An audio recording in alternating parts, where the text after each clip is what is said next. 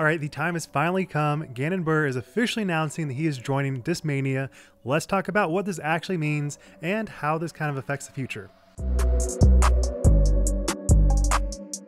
Alright, but before we get into it, I actually have just become a reseller for Discmania, so be sure to check out my site where I'll be selling Gannon Buhr MD1s. This is actually the first time I'll be selling any discs, and I'm only selling about 15, so be sure to check it out before it all gets sold out. Alright, so on to Gannon. I was actually looking at a previous video that I made in March of 2023 where I was talking about Gannon Buhr joining Discmania.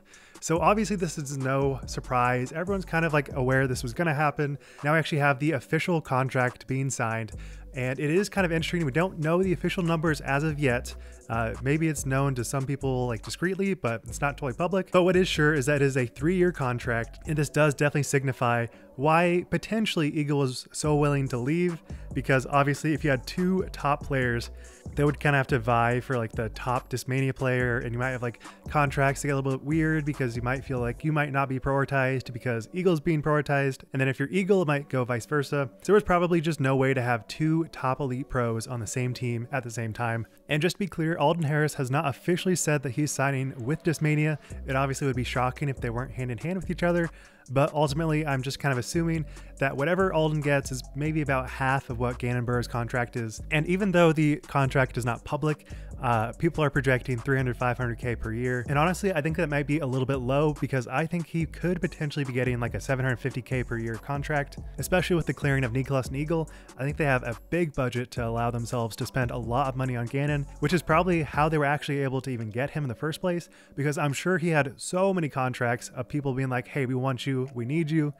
But ultimately he went with Discmania. And while his play may not be like the most elite, I think his social media presence for him and Gannon are very, very valuable. And that is not an asset that can be understated, because especially in these times, it feels like the people that are the top elite pros, while they do sell a lot, the actual social media presence can carry a lot more weight. And this is definitely seen in the Isaac Robinson numbers, because he was one of the GOATs. He won 2 majors and was still not really selling all that much product for Prodigy. And you could definitely say that maybe it was like Prodigy not being the best company, and so it was hard to sell for Isaac because people just have very negative connotations with Prodigy. Hard to say. But back to Gannon, it is very clear that this was just so well known, so obvious, that the actual announcement didn't really feel that impressive. We kind of have set this high standard for what announcement should be. When Ricky signed with DD, it was like a huge helicopter thing. There was so much going on. And then when Simon signed with MVP, there was also just a lot of commotion with that. The video was really succinct and very engaging to the viewers. Obviously people love Simon, so there was that. But ultimately the announcement video really just didn't get everyone very hyped. It felt kind of like bland. There wasn't anything crazy in the announcement. It was just kind of like, yeah, I've really liked Discmania all my life. They have always been this company that I thought highly of and always wanted to join, but got denied, and always motivated me to like keep trying harder, which was like kind of cool, but it also didn't really signify a huge positive force for Discmania. And I feel like especially with Discmania, maybe not having the same amount of power that they had in recent years, they have to push and push for a better social media presence. It can't just be mystery boxes that are constantly being sold in different ways. They actually need to follow with their slogan and reinvent the game. They can't just do like a weird nothing burger of a video.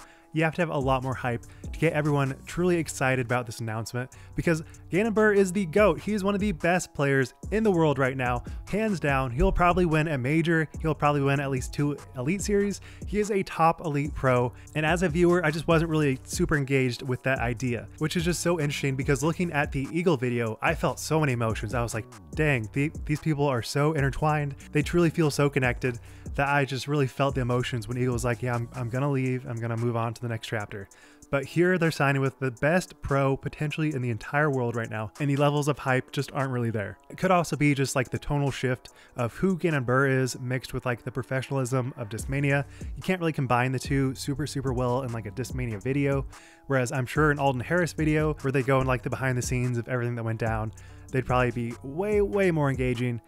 Maybe that just can't happen for Discmania. But whatever the case is, it has finally come, and we see why Discmania was able to say goodbye to Eagle and Lacklust, all for Gannon and probably Alden. Now, will this ultimately be a great payoff for them? I think almost certainly yes. While I don't think Gannon probably sold the most on Prodigy, I think having him be rebranded with a company that is not so kind of negative in the press, I think it will definitely do well for both of them. I am sure that they will sell a lot of product, and I'm sure that Discmania will kind of reinvent themselves because they kind of have to. You can't just rely on Eagle and Simon to kind of rep the brand super well.